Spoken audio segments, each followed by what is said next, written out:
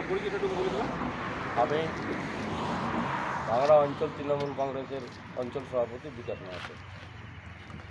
তো এই যে আপনার কাছে কিছু জানতে চাইছি, এই যে পুরুলিয়া বিধানসভা থেকে আপনাদের যে প্রার্থী সুজয়বাবু, প্রার্থী হিসাবে দুইটা কথা আমার চ্যানেলকে বলে দেবেন। আমাদের পুরুলিয়া বিধানসভার প্রার্থী সুজয় বন্দ্যোপাধ্যায় আমাদের দলের মনোনীত প্রার্থী, খুব লড়াকু নেতা। আজকে আমরা ভাঙড়া অঞ্চল তৃণমূলের পক্ষ থেকে আমরা মহিলাদেরকে নিয়ে আমরা ডোর টু ডোর প্রার্থীর সমর্থনে প্রচার করলাম। কলাকাটা প্রচার হয়েছে আজকে, খুব কর্মীদের ছাড়া ওখানে। আমরা চেবড়াতেও প্রচার করেছি ডোর টু ডোর মহিলা কর্মীদেরকে নিয়ে, ওখানে আমাদের উৎসাহ খুব সুন্দর। প্রার্থী আমাদের সুজয় বন্দ্যোপাধ্যায় অনেক ভোটে ভাঙড়া অঞ্চল থেকে বা পুরুলিয়া বিধানসভা থেকে লিড করবে, অবশ্যই লিড করবে। তো এই যে এত আত্মবিশ্বাস পুরো বলছে, এটার কারণ কি?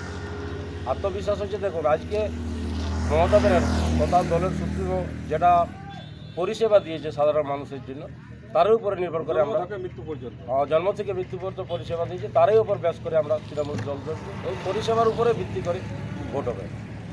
তো এই যে আপনার রাজনৈতিক অভিজ্ঞতা কিছু বলবে এর আগে বর্তমানে, মানে এই যে রাজনৈতিক দলে আসার জন্য আপনাকে কিছু বাধা সম্মুখীন হতে হয়েছে? দেখো, রাজনৈতিক দল অভিজ্ঞতা বলতে আমরা বিগত দিনে সিপিএমের রাজ দেখেছি, আমরা বিগত 34 বছর সিপিএম সরকার দেখেছি। আমরা সেখানে একটা বিশাল লড়াই দিয়েছি। আমরা সেখানে সিপিএমের বিরুদ্ধে এই দিদি সিপিএম নামক যে দল তাকে উৎখাত করেছি। আমরা তারই নেতৃত্বে আমরা রাজনীতি করি, মমতা ব্যানার্জি আদর্শিত। আমরা খুব জন্মলগ্ন থেকে দলটা করি।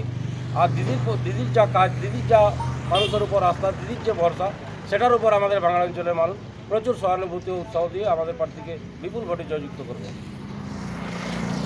এমন কিছু কিছু জায়গা আছে যেখানে আপনাদেরকে মানে বিভিন্ন প্রশ্নের সম্মুখীন হতে হবে। তো ওইখানে মানে রাস্তা, জল, স্কুল, কলেজ ওইসব নিয়ে কিছু সমস্যা আছে কি আমাদের এই অঞ্চলে? আজকে দেখুন, আজকে আমাদের বাংলা অঞ্চলে আমাদের পথশ্রী রাস্তা থেকে প্রায় 70 লাখের মতো একটা আমাদের ভাঙড়া থেকে কলাকাটা চেপড়ির কোনো রাস্তা ছিল না। ওখানে দিদির সরকার, আমাদের সরকার যথেষ্ট কাজ করেছে। রাস্তাটা অলরেডি সব কমপ্লিট হয়ে গেছে, যোগাযোগের ব্যবস্থা খুব সুন্দর হয়েছে। আমাদের অল্প স্বল্প বাধা সম্মুখীন হচ্ছে। দেখুন, আজকে বেশ কিছুদিন থেকে কেন্দ্র সরকার আবাসের কোনো টাকা দেয়নি, তাই দিদি যথেষ্ট টাকা দিচ্ছে। এই নিয়ে মানুষের একটু ক্ষোভ বিক্ষোভ একবারে তো হবে না, যাই হোক অনেক ঘর দিয়েছি। পরবর্তী ক্ষেত্রে দিদি আরও ঘরের ব্যবস্থা করবে। এই নিয়ে একটু মানুষের কিছু কিছু হয়তো ঘরের বিষয় নিয়ে মানুষ বলছে, কিন্তু দিদির উপর ভরসা আছে। অবশ্যই সুজয় বন্দ্যোপাধ্যায়কে এই বিধানসভা ভোটে বিপুল ভোটে জয়যুক্ত অবশ্যই এলাকার মানুষ করবে। দিদির একনিষ্ঠ সচিব হিসাবে এই পুরুলিয়া বিধানসভার জনগণের উপর কী বার্তা দিচ্ছে? এই সামনেই তো বিধানসভা নির্বাচন। এখন দেখুন, আজকে সরকারের উপর ভর করে আমরা চলছি। আজকে দেখুন, পুরুলিয়া বিধানসভাতে গত বিধানসভাতে আগের 21-এর বিধানসভাতে আমরা হেরেছি, তার আগেও হেরেছি। আমাদের যে বিরুদ্ধে যে প্রার্থী ছিল, যা আমাদের কাল্টু, এখনও কিছু কাজ করেনি আমাদের এলাকাতে বা আমাদের বিধানসভা এলাকায়, কোথাও কিছু করেনি। এই জন্য মানুষ ওকে চাইছে না। এবারে সে পরাজিত অবশ্যই হবে। তো আপনাদের যে প্রতিপক্ষ দল, তো তাদের সম্বন্ধে কিছু বার্তা দেবে? আজকে দেখুন, প্রতিপক্ষ দল বলে কিছু নেই। দিদির যে কাজ, দিদির যে কর্মকাণ্ড, এতে বিরোধী বলে কিছু নেই। অবশ্যই আমাদের 294 সিটে দিদি হিউজ মেজরিটি নিয়ে আসবে, এটা আমাদের দলীয় আর আমাদের সবার ভরসা আছে। পুরুলিয়ায় যে 9টা বিধানসভা কেন্দ্র, তো এর মধ্যে আপনাদের টার্গেট কতগুলো আছে? আমাদের 9 টার্গেট আছে। এখানে তো হারার কোনো কথা নেই। পুরুলিয়া আগে একটু সিপিএমের বিজেপির একটু শক্ত ঘাঁটি ছিল, এখানে বর্তমানে কিছু নেই। ওরাও দলীয় কম দলে ভুগছে।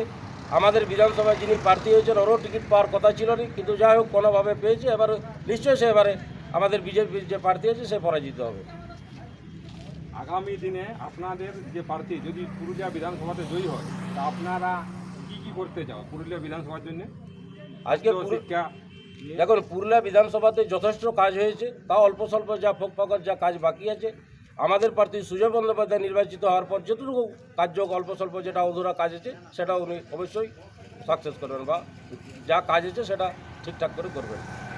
আপনাদের ব্যানারে যে স্লোগান, যতই করো হামলা, জিতবে এবার বাংলা, তো এটার সম্বন্ধে কিছুটুকু বলে দাও। আজকে দেখুন, আমাদের দলের সেনাপতি তথা অভিষেক বন্দ্যোপাধ্যায় আজকে যতই করো হামলা, এবার জিতবে বাংলা, সেটাকে নিয়ে বিস্তারিতভাবে সব এলাকা ঘুরছেন। বিভিন্ন লোকের বিভিন্ন ওখানে সাড়া পাওয়া যাচ্ছে।